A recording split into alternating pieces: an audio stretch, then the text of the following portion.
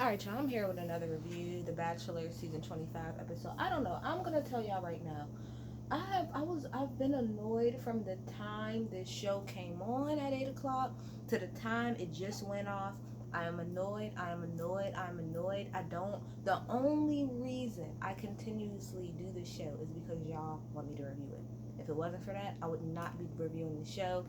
I'm just tired. It gives me a headache, and I'm wasting 2 hours of my life that I could be doing something the fuck else for this nonsense. But forget it. But I'm gonna get into it. But I just want to say this. I'm not gonna lie. I was kind of annoyed. Okay, I get it. There was some quote unquote bullying going on and all of this other stuff. But it just felt like this whole episode was a bully PSA. And I'm so sorry. We are all too grown to have to sit here and watch our after school fucking special about grown ass women quote unquote bullying each other. And it's actually really annoying. I'm also very annoyed by the tattletelling. And I know a lot of people might not agree with that. But I'm so tired of the I'm gonna go run and I'm gonna go tell Matt that she was being mean to me. I'm gonna run and I'm gonna go tell Matt that she was being mean. Like some of the stuff, like the whole thing with Brittany, understandable because you don't put nobody's character into question like that on national TV. Understandable. But all of this other little petty ass fucking shit, like it's very annoying and it's giving me very fifth, sixth grade, let me go tell him what you said so that he'll stop liking you and so that he'll like me more. It's very annoying and it's juvenile as hell. This whole show, everybody on this show is acting like a child. Even Matt's grown ass is acting like a child, and it's giving me a headache. Get into it. So, okay.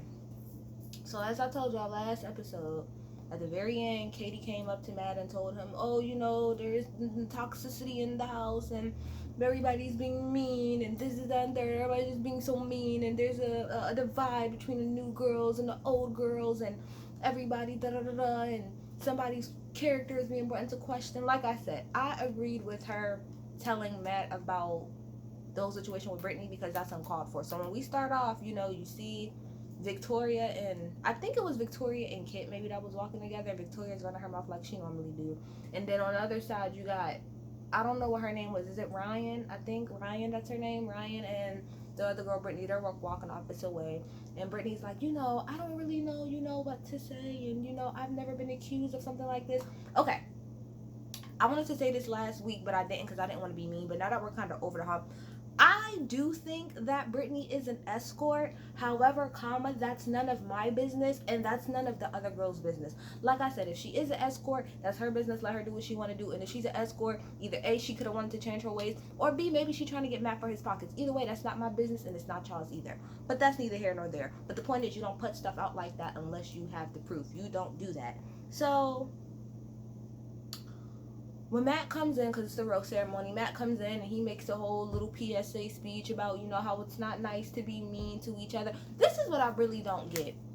I don't understand why are people upset about the whole term of the old girls versus the new girls, because Matt himself said, he out his own mouth said he understood that there was going to be a little bit of drama between the girls who were already there and the girls that came on. I don't understand why that point is such a big problem. There's gonna be issues. Matt said it out his own mouth, so I don't understand why is it now an issue that it's being pointed out. I really don't want to do this review because I don't want to do this. I really don't. So he says his whole little speech. Then he takes, what's the girl named Brittany, into the back to go and talk to her, about what was said. And while he's talking to her, all of the girls, well, Victoria's like, well, who opened up their mouth? Because, of course, Matt's like, last night it was brought to my attention. So she's like, well, who said something? And Katie, of course, doesn't say anything. She sits back. And as this season is going to go on, I don't really know too much how I'm feeling about Katie. I'm not really sure because it's like, I don't know. I'm gonna have to keep my eye on her because right now where I'm at, I'm not fully team her. But we'll get there. So Brittany, of course, is in the back talking to him and telling her, how the allegation could possibly ruin her life and blah blah blah blah blah. I don't mean to be insensitive, but I'm just just the whole topic of I don't want to hear the word bullying anymore on this show. I'm tired of hearing about it. I'm tired of hearing that word. It's getting on my nerves. I'm just tired. So he's like, okay, well, I'm sorry, and don't worry, I'm gonna get it handled. My whole thing is this. I can't think of Sis's name, but remember 2 or 3 episodes ago when Victoria had um accused one of the other girls of calling her out of her name or being rude or whatever. He didn't do what he's doing right now. He didn't sit both of them down together like he's about to do with Jasenia and MJ and be like, all right, y'all both about to sit in front of me and I'm about to figure out the truth. You automatically took Victoria's side because the fucking producers told you to, and you kicked that girl to the side. So let's be real. If you would have actually did your due diligence and paid attention and not listened to the producers, we wouldn't even be here. We wouldn't even be here. So everybody giving Matt a hand clap. I'm not giving him no hand clap. He's full of shit. Matt gets on my nerves too. He gets on my nerves too. So after Brittany tells him, Anna was the one who pretty much started the rumor about me, he calls Anna into the back, and Anna about to have a whole meltdown, white girl tears everywhere, and he pretty much tells her, we all make mistakes and it's cool. I mean, it's not cool, but we all make mistakes, but I can't fuck with you pretty much. Like, you gotta go. You can't be going around here making, accusations about people like that. Whether you apologize or not, you gotta go. So she gets her stuff and she leaves. One out the door. Anna, bye-bye, because I didn't like Anna as was. Anyway. So then, of course, we go back and the girls are talking about, the fact that Anna just left, and the whole conversation comes up about, oh my gosh, you guys weren't being very inviting. This is how I feel about it. Nobody has to be friends with anybody in this house. This is not, I do agree with Victoria when she said, this is not a let's be best friend situation. This is a we all 20, however many individual women fighting and vying for the attention of this one man. We're not probably going to be friends.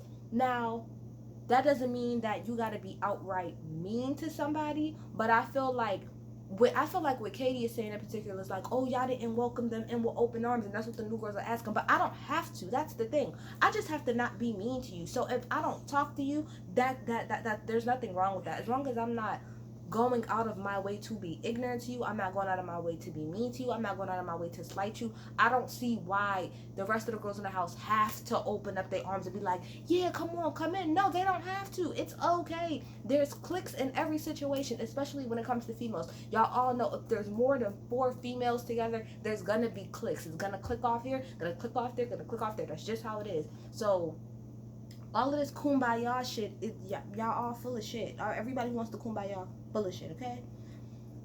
So then I'm trying to figure out, how does this happen? Because at this point in my notes, I don't care. I'm just so tired. Ryan then goes, which is one of the new girls, goes in the back, and she goes to talk to Matt as well, and she brings up how Victoria, is very mean and very divisive in the house, and how, when Ryan told Victoria that she was a dancer, she called her a hoe, and then Ryan sits there and cries. And again, I'm not trying to be insensitive to people crying, but it's just like, I don't watch shows like this for this type of, I just don't. I don't want to see it. I really don't want to hear it. It's not Ryan's fault or whatever, but I'm just saying, I don't want to hear it. I don't want to hear it, y'all. I really don't. So, he's like, he's trying to figure out what's going on. So he calls Victoria in the back and asks her, it was brought to my attention, similar to what happened with Anna, that you're the one walking around. Now, we all know, if anybody was the leader of all of this bullshit, it was Victoria. Victoria has been a mean girl since she walked into that damn door. But we all know that she was placed there specifically by production, to stir up the drama. That's what she's there for. That is her whole purpose. We, as the viewing audience, we know that, okay? So when she's done talking to Matt, she goes and acts like she's crying and, oh gosh, I'm just gonna kill myself. Please do. Jump off a bridge. You do not care. So he cuts the cocktail party short, and he's like, all right, we're going to go straight to the rose ceremony. So to go to the rose ceremony, and let me see, who I got something. Also do want to say, too, when Matt was talking to, who was he talking to? when he was talking to Victoria about it, he was like, yeah, you know, because when Katie brought it up to my attention, you know, last night, and then she put two and two together, like, oh, so Katie was the one who ran her mouth. I said, that's gonna bite Katie in the ass in a little bit, but alrighty. So let me see, who did he give roses to? Brittany, Ryan, Rachel, absolutely not. Serena, P, Maggie, bad bitch. Kit, don't like Kit. MJ, Jasenia, Katie, Abigail, bad bitch Chelsea, and Serena C. So then that's over, okay? And you know, apparently we got a lot of toxicity out of the house, right? That's what I thought. Go to the next day, the date card comes to the house, and who's having a one-on-one date, y'all? It is the first day of Black History Month. And who has a date? Rachel. At that point, ladies and gentlemen, I turned my TV off. Okay, I did not watch an ounce of their date. I know because of Twitter that it was like a pretty woman date, so meaning like he bought her all of these clothes and stuff like that. But I did not watch that video, and I'm gonna play a video as to why I didn't watch it. Where is that? Let me see. I'm gonna see if I can hold my laptop up to this. Let's see. Here's Rachel Kirkconnell in 60 seconds. She's been known for liking racist pictures on social media, and if not racist, highly insensitive, as well as photos of her MAGA friends, although it appears she's much too privileged to vote. Her mom supports Republican Christian nationalists, and her dad seems like a Trump supporter who bullies people on welfare, which makes sense since he's a frequent donor to Win Red, which of course was created to try to help Trump win 2020. Their family is from one of the most racist counties in the country, so maybe we shouldn't have been surprised when we found out she was a bully in high school towards girls who liked black guys. And this happened to a lot of people. Her friend Haley tried to defend her until we found out she was a racist too. Up until a few weeks ago, Rachel's Insta was full of pro-police posts, and around the same time she never said anything about Ahmaud Arbery's death. She's also posted QAnon conspiracy theories from Prager, a site known for misinformation and right-wing radicalism. It's also frequently disrespected indigenous people through cultural appropriation.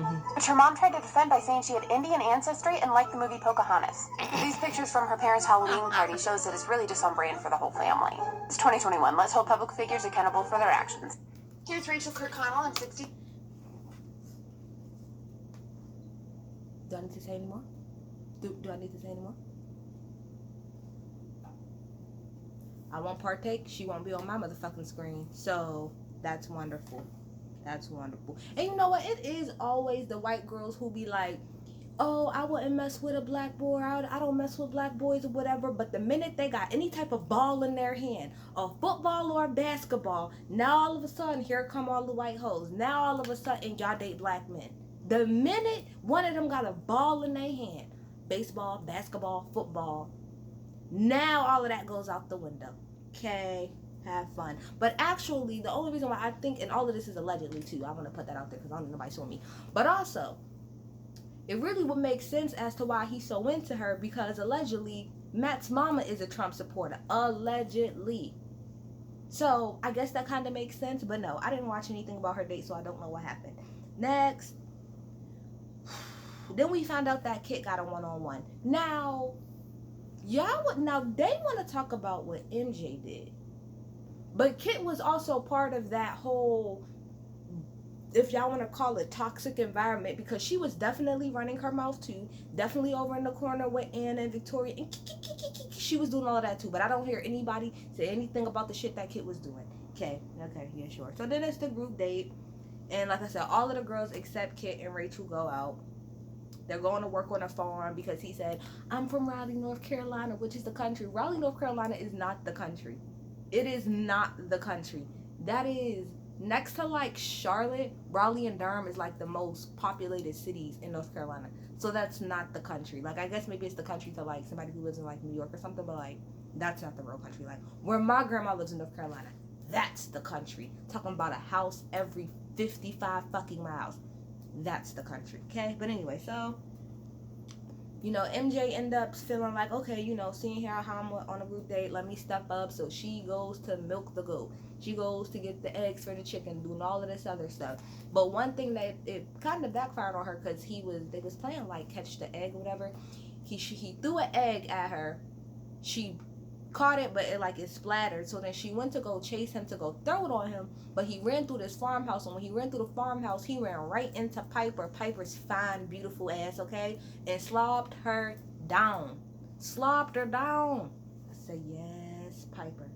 Come through. She's beautiful. So come on through, Piper. I like her a lot. She's a beautiful girl. So then he comes back. They finish out their little group date. And oh, sorry. So before they're done with the actual group date and go to a little after party, all of the girls individually are having their own itty bitty breakdown. Like, oh my gosh, it's just so hard to see him with somebody. What is her name? Michelle. Michelle is the new girl. She the one who went on a one-on-one date with him last week. She's like, I didn't understand how hard this would be. Like, I was like really, really falling for him. I'm tired of y'all saying this after one date. Y'all are making me mad. Stop saying that y'all are falling in love with this man and y'all been on one date. Because as I said before, if this was outside of reality TV, if your friend went on a date with a man and then came back the next day and told you that she is in love and ready to get married, you would look at her like she's stupid. So guess what, Michelle? I'm gonna look at you like you're stupid. It was one date. And again, y'all keep acting like y'all don't know what you're signing up for. This is The Bachelor. This is not Marrying Millions or Married at First Sight, where it's just a one-on-one type of situation. You know it's going to be you amongst a sea of bitches, okay, trying to fight for one man's attention. You know that. So act like y'all know that. And stop coming on my screen every single week and crying and talking about how hard it is for y'all, because we don't care. And no, I'm telling you, as a collective, we don't care, because you know what you signed up for. So then it's the after party of the group date, and the first person he gives a one-on-one to is Chelsea Babish. Illegal Chelsea, model Chelsea, tall, model-esque Chelsea, okay? Had a little nice little one-on-one with her. It seems like he really likes her. I feel like Chelsea is probably gonna be the black girl that makes it the furthest. Yeah, I can see Chelsea making it the furthest out of all of the black girls, because he seemed like he really liked her. But then he also seemed like he liked Piper too. Them two. Them the two black girls, I think that's going to make it. So then he talks to Abigail. Now remember, Abigail got the first impression rose, but she hasn't really spent any time with him since then, so she's feeling a little insecure. So she talks to him, about how she's, deaf, and how her father walked out on like her mom and her sisters when he found out, I think the same day that her and her sister went to go get their, earpieces for them being deaf, the father walked out of their life. So she's afraid that if she has a baby with somebody and the child turns out deaf, that the father will walk away. And of course, the minute that Matt hears that somebody's father left them, he gets so freaking excited because he can say, oh my gosh, me too, oh my gosh, me too, single mom, single mom, single mom, single mom, oh gosh, we bond. Okay, that's like his trigger word, is like, my daddy left. That's literally his trigger word. And then he just like gets so excited. So then Michelle comes through and she talks to him and, explains, how she's feeling some type of way, and, about him messing with the other girls, and how she felt like they really had a connection, mind you, after one date, but they had really a great connection. And he's like, oh, don't worry, I feel it too. He feels it, girl. It's not just with you. He feels his connection with all of these women. That's what he tells them all of them. So MJ comes to go and talks to Matt, and Matt pretty much tells her that somebody told him that she was an antagonist in the house, and she was like the ringleader pretty much of why it was a new girl versus an old girl situation. So of course she's very much so annoyed. Now this is how I look at it. Was MJ part of the mess? Yes. Did she start the mess? No. Was she the ringleader of the mess?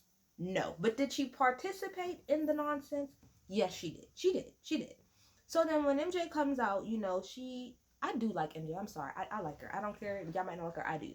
But she comes out. She's like, all right, look, see how we all out here. Matt's telling me that one of y'all went and ran y'all mouth and told him that I'm an antagonist. So I will give it to Jasenia. She did step up, unlike Katie, and I'm going to get there in a second. And she was like, well, he asked me, about some of the things that was going on in the house, and I did bring up your name. I did tell him, that you were the one who kind of started the varsity versus JV type of thing. And I'm sorry, I want to be real with y'all. I don't understand how that's that big of a deal. I personally don't. she's pretty much saying, instead of she's saying new versus old, she's saying JV versus varsity. It's literally just another way of saying the old girls versus the new. Now, yes, in some ways she was being, petty in some of the comments that she made, but I don't understand how simply saying JV versus varsity is her being antagonistic. And I don't agree with at the end when Jasenia said, "Oh, you was a ringleader." No, she wasn't. The ringleaders that was doing all that, they're gone now. Was she a part of it? Yes, but I also want to say she wasn't the only person that was part of it. Like I'm saying, Kit was also a part of it too. But you didn't say her name either. And we'll get there. We'll get there. So while they're going back and forth, then Katie jumps in and she's like, "Oh, well, at the end of the day, it just feels like you're not taking responsibility for anything and you don't want to admit what it is that you did wrong," which she wasn't. I will give that. MJ wasn't admitting that, well, I didn't start it, but I did contribute to it. She could have said that, but she didn't. But Katie, at the same time, I feel like, girl, you need to shut the hell up, because you are now jumping into a situation which, number one, really isn't your business. So what this I feel. So you're bold enough, right? After Jasenia comes out and says that she's the one who, spilled all of this to Matt. So now you're bold. But before, when all of y'all was sitting there and it was asked who brought all of this up in the first place, you didn't say anything. I don't understand. Katie's a little confusing to me, because it's like, on one hand, you seem like you want to be big and bad, but at the same time, you kind of hot in your hand. So you kind of curse Victoria out and you curse Sarah out, and it looked like next week you go and curse Serena C out. But when it gets down to the get down and people are trying to figure out who said what, you want to hide your hand and act like you don't know anything. That's a little confusing to me. Like, if you gonna be trying to be a big dog, to be a big dog, stand the fuck up and stand and sit in your shit. You should have been like, "It was me. I said it. I sure did, because all of y'all was in here acting a mess. So, yep, I told him." But why didn't you? Because you were scary, because you're scary to me. I think you're scary for real. So then he goes on his date with Kit. Now, Kit comes over to his house. I'm going to be real. I don't really care too much about this date because Kit is too young for him. Kit is 21 years old. And Matt, I believe, is 28. That's too young. That's too young. In my opinion, I think that's too, she's too young for you. I mean, like I put up on Twitter, she could probably, I don't even know if she'd been able to go into a bar because of the panoramic. All of the bars been closed. Has she even been able to legally walk in a bar as of yet? Has she even had that experience yet of what it's legally like to be in a club, to be in a bar? I don't think she has. The panoramic been the thing for a year and a half, so I highly doubt it. I think she way too young. And she said, what did she say? She said, apparently she is the daughter of a fashion designer or something like that. And like everybody was saying on Twitter, girl, shut up with the sad. My whole life, it's been gold Bentleys and fashion shows and Range Rovers, and it's just been really, really hard to trust. Oh, girl, we don't care. We don't care. We are so sorry. We are so sorry about you and your gold Bentleys growing up. We're so sorry. You had it so tough, girl. We're just so sorry about it. Don't care. So at the end of sorry, let me go back for a second, y'all. Back to the group date. At the end of the group date, Abigail ended up getting a rose. I mean this with the most, I'm not trying to be rude at all when I say this. I hope Matt is giving Abigail the rose because he really likes her and not because he feels bad for her. Because it seems like every time, so this is the second time he gave her a rose, right? And he kept saying, "Oh, because you're being vulnerable." Okay. And the two times we see you talk to her, she was talking to you about her being deaf. Now, I would hope that you're giving her the rose because you like her and not because you feel bad because the girl is deaf and she's telling you about her experiences behind that. That's all I got for that. I gotta hurry up. So then, let me see.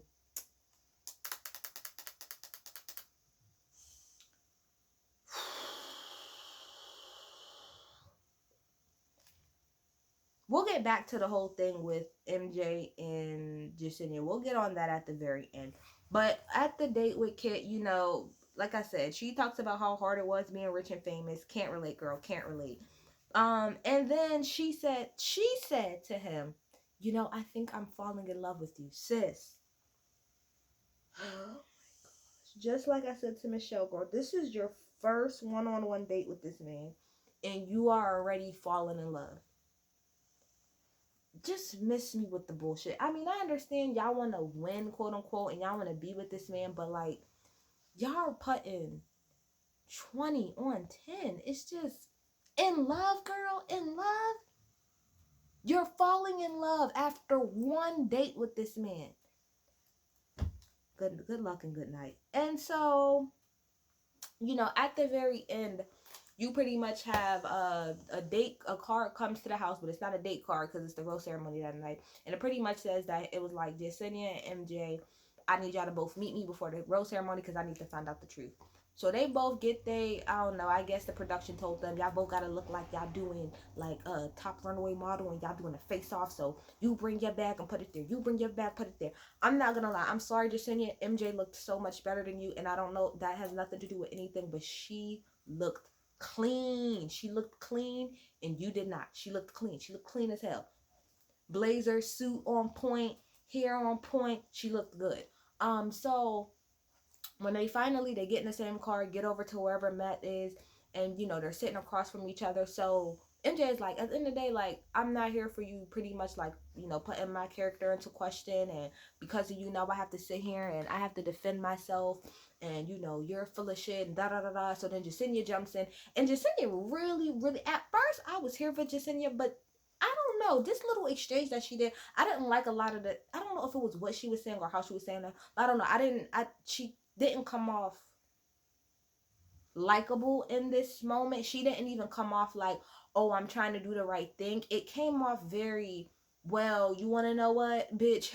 It's me or you. So I chose me and I already don't like you. So guess what? I'm about to throw your ass under the bus. That's what it gave me, because when I think my main problem is her saying, well, you were the main instigator, because she really wasn't. She really wasn't. The people that were really instigating everything and really starting it, those two people are now gone. Now, again, like I said, was MJ a part of the nonsense? Yes, she was, but she wasn't the only person. So I don't understand why Yesenia felt the need to only say MJ's name when you could have said Kip's name. You could have said that person's name. You could have said that person's name. But you specifically only said her name, and I'm wondering why that is. That's just a little confusing to me. Again, she took part of it, but in no way, to me, in my opinion, was she the ringleader of it all. So I guess when Matt comes, you know, they'll figure out what it is that they're going to figure out. Do I think that just sitting on? Do I think MJ's going to go home? No, I don't.